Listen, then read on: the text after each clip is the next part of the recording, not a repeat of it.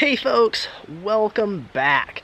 So the very first thing that we're going to be working on this week is actually something that I was hoping to do last week and just didn't get around to doing it, and that is to break out the string trimmer and do a little bit of cleanup here around the mill house.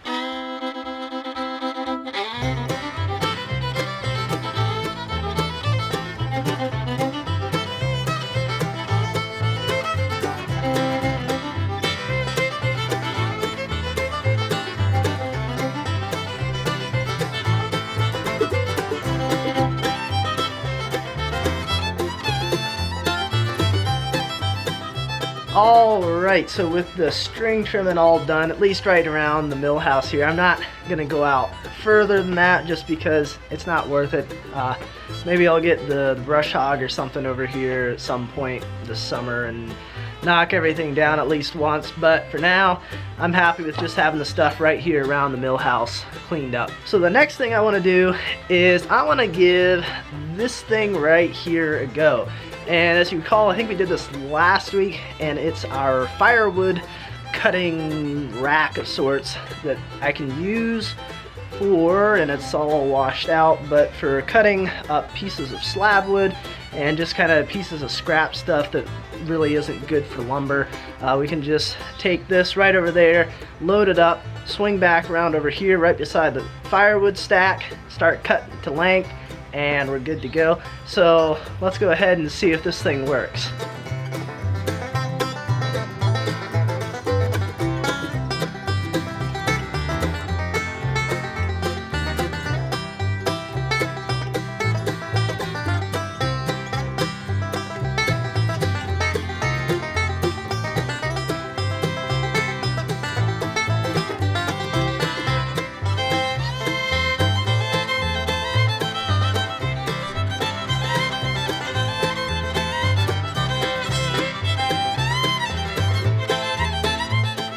Alright, well, we're out of room on the 2x that we've got set up here now on the cinder blocks. So I've gone ahead and brought over a couple more of these 7-inch-ish wide parts that are the bottoms of our siding cants. And we're going to rip a couple of these down in half so that we'll have more boards to set on some cinder blocks over here to keep on stacking up our firewood.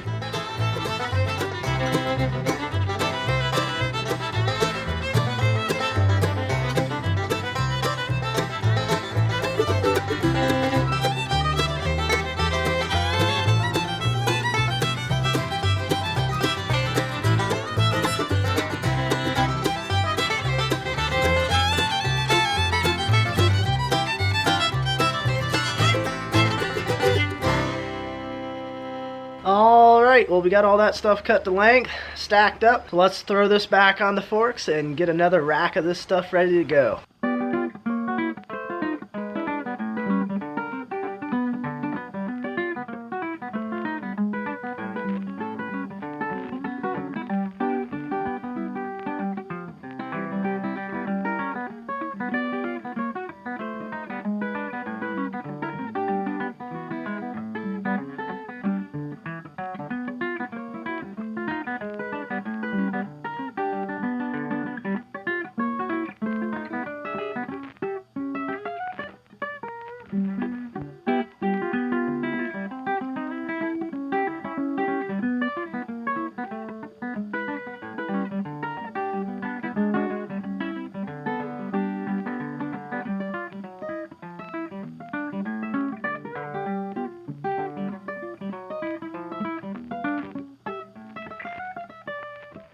Alright, one last little thing here for today is that the hydraulic connection kind of got broke off from the brush grapple here. So one of these days, months, years, we probably ought to get the equipment to where we can fix some of this stuff ourselves. At the moment, I don't have that, so got to take this hose off and take it to a place here local that can fix this thing up for us.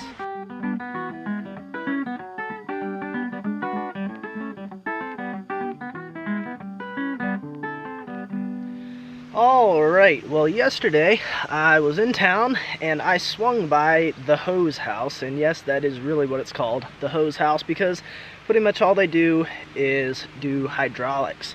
So as you can see, they got this thing all fixed up, and it really is impressive how quickly they can make a new one of these. It took all of 5 minutes, I think, and then just like that you got a bill for $80. So anyway, we got a new one of these, so let's get this hooked back up on the grapple.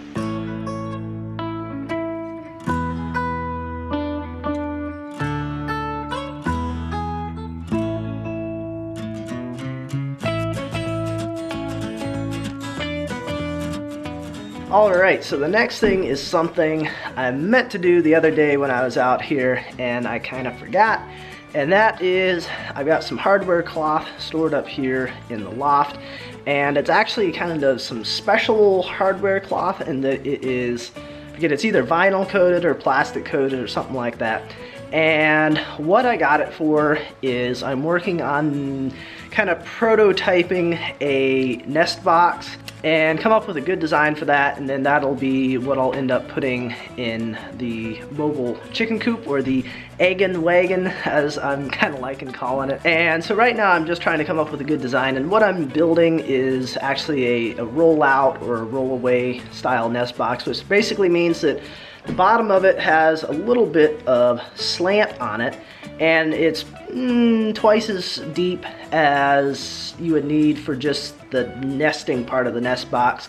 And the front part is about yay thick, and it's kind of covered, so that way the eggs roll to the front, or you could have it to the back, but in my case they roll to the front underneath this kind of covered area. It gets all the eggs to the front. It makes it really easy to collect the eggs because they're all right there. You don't have to be reaching into individual nest boxes and whatnot. Anyway, so the hardware cloth part goes under the kind of the nesting part of it, so that way any dirt that's tracked in by the chickens or whatever, that just falls straight through. And it's coated because chicken manure is very corrosive, so if you just put plain hardware cloth in there, it wouldn't last quite as long. So anyway, let's get this roll of hardware cloth unpackaged out of this cardboard contraption that it's in and cut a couple pieces out of that.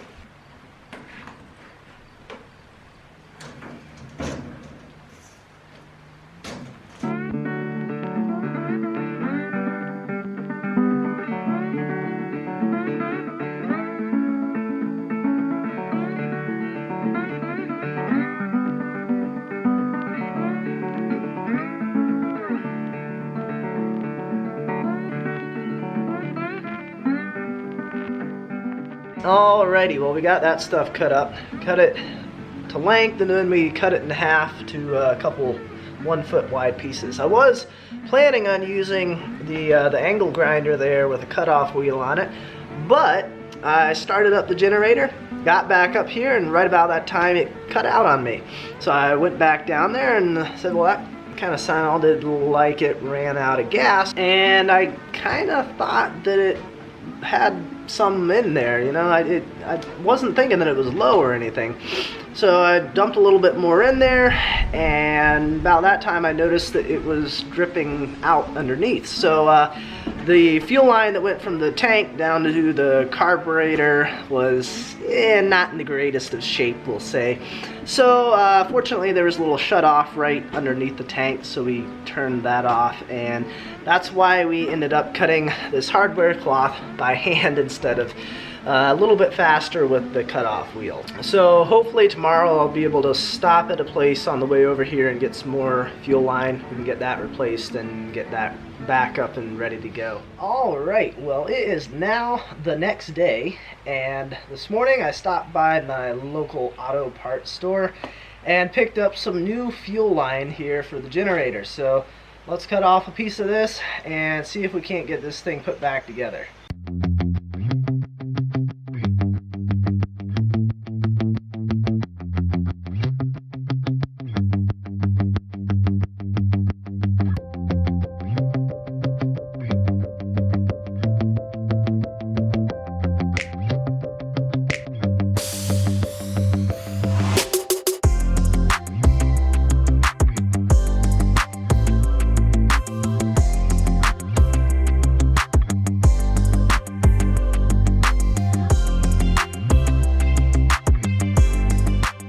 Alright, so next up we are going to do a little bit of repair work on here. I know it's another skid steer attachment. These things have just gotten really beat up from some of the brush clearing that my dad's been working on the weekends and whatnot. Now for here, there's supposed to be a little ring, well not really a ring, but a U that sits on top of here. And it's sort of a retainer of sorts for the hoses to run through to kind of keep them from flopping around so much.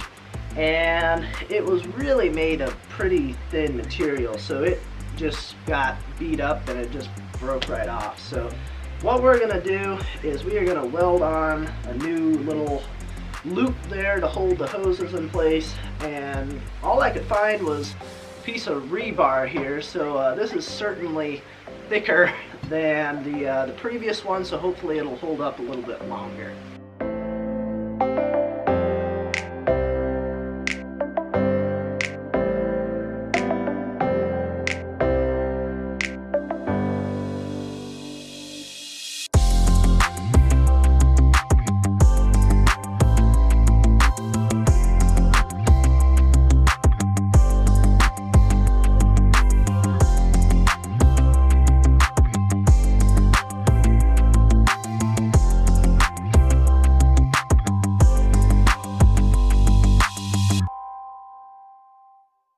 Alright, well we got that thing all put together. I'm not going to show you the welds up too close because this is only my second time ever doing stick welding before. I just picked up this welder the other day, so it's my first time using that thing.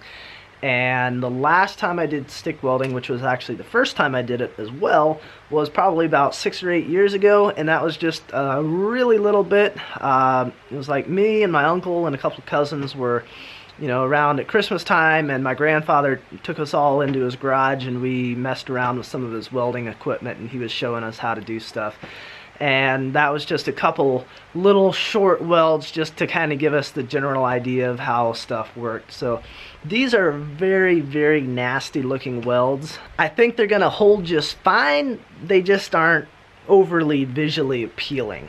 But, you know, if they don't hold up, I guess that just means that I'll get a little bit more practice in. Alright, well we got the Intimidator moved out of here, and we have a little bit of time left today. And as you may have noticed, we are kind of getting a little bit of stuff down here in the bottom.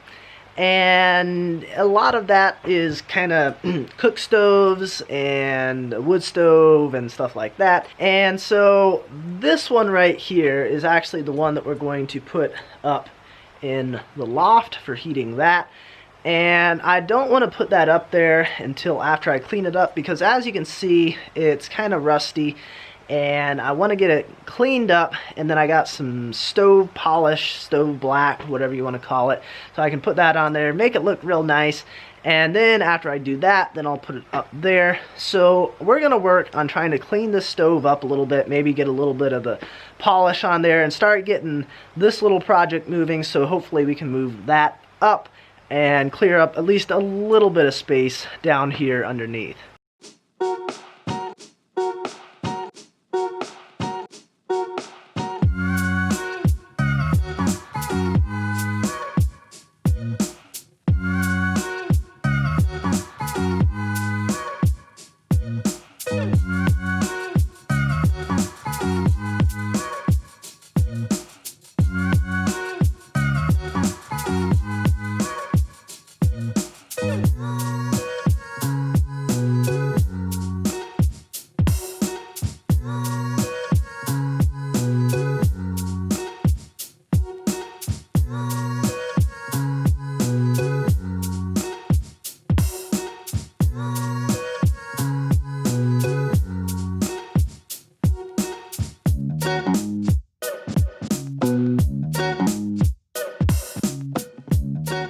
Alright, well apparently I forgot to hit the record button when I started putting the polish on this side. But we got that side all done and it's looking pretty good. I'm happy with how it's coming out. I might have to go back and hit a couple little spots here and there with another little bit of polish. And the polish, it actually smells good. I'm not sure what's in it, but it has I don't know. I don't know what the smell is, but it's got a nice smell to it. So I'm gonna head out for today, but I'll be back out here again tomorrow, and I think we'll probably try and just keep on getting this stove all cleaned up. Alright, last day for this week, and we only got a few hours this afternoon to get some stuff done, but I'm hoping that maybe we can finish off doing this stove here, getting all the rust off from it, and getting the black stove polish on here, and have it ready to go up into the loft.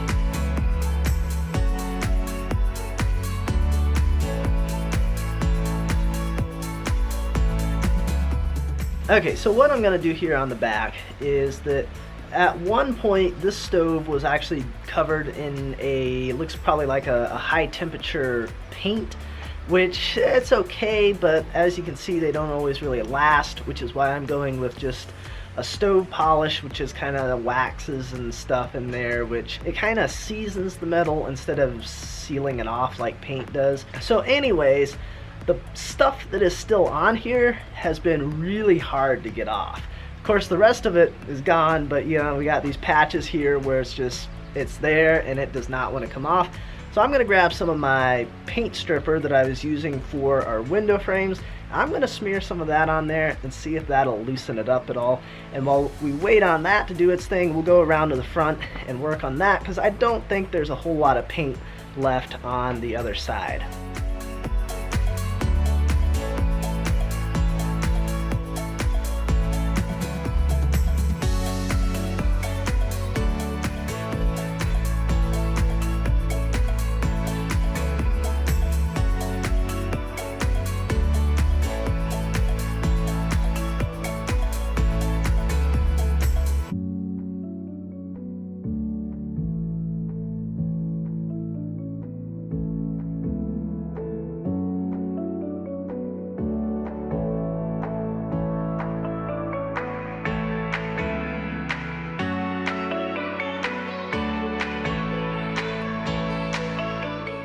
Alright, well the front of the stove is almost done. There's still a little bit more kind of at the top that I need to clean up, but around the edges it's pretty well there. I just added another coat of that paint stripper stuff to the back of the stove here.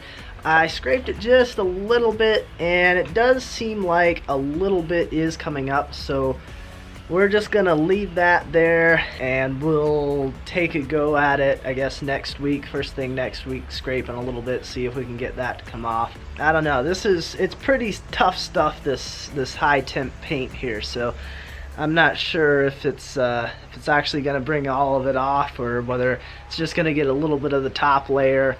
I don't know. We'll still have to work on the doors next week, get those cleaned up. There is some paint on the doors, so again, it's gonna be kind of a pain getting all that off from there, and of course it's got kind of some texture on there as well, so it's gonna make it even more interesting. But hopefully we'll get this finished up next week. I was kind of hoping I might finish it off today, but you know, that's okay. It can wait another week. It doesn't need to go up today. So I haven't heard anything from the logger. I thought he might be getting back to me the end of this week about getting some more logs, so I guess I need to give him a text and see how things are going over there. And of course I need to call up the window place first thing next week as well, because I haven't heard anything back from them either. Seems like we kind of got a trend here of people not getting back to me about stuff. So anyways, I need to start getting stuff picked up here because I need to head out here shortly. But as always, I appreciate you guys watching, and I will see you next time.